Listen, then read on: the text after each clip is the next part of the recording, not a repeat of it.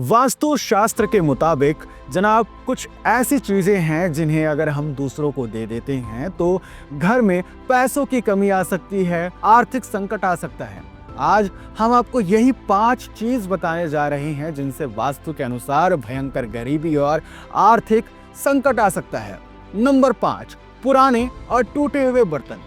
हमारे घर में कई बार पुराने बर्तन, कप, ग्लास या चम्मच रखे होते हैं जिनका इस्तेमाल हम नहीं करते हैं, लेकिन जनाब तब भी वास्तुशास्त्र के अनुसार अगर हम इन पुराने बर्तनों को किसी को दे देते हैं तो ये घर की समृद्धि और संपत्ति को नष्ट कर सकता है।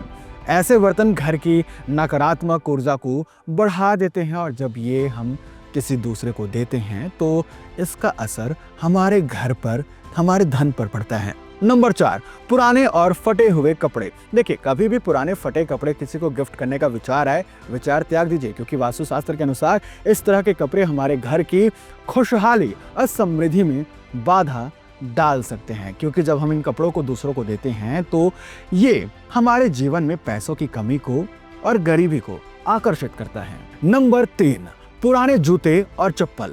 देखिए, जूते और चप्पल हमारे घर में खास महत्व होता है इनका। अगर ये पुराने हो गए हैं, टूट गए हैं, तो इन्हें किसी को देना नुकसानदेह हो सकता है जनाब, क्योंकि वास्तुशास्त्र में ये माना गया है कि पुराने जूते चप्पल देने से घर में दरिद्रता और पैसों की कमी हो सकती है। नंबर 2, पुराने ताले और चाबी। देखिए, गेट के ताले जो पुराने जंग लग जाते हैं पर किसी को देना नहीं चाहिए, क्योंकि ऐसा करने से घर की देवी नाराज हो जाती हैं, लक्ष्मी देवी नाराज हो जाती हैं और घर में आर्थिक संकट आ सकती है। पुराने ताले और चाबी को घर की सुरक्षा का प्रतीक माना जाता है और इन्हें किसी को देना अशुभ हो सकता है। नंबर 1, टूटे हुए शोपीस और सजावट की चीजें।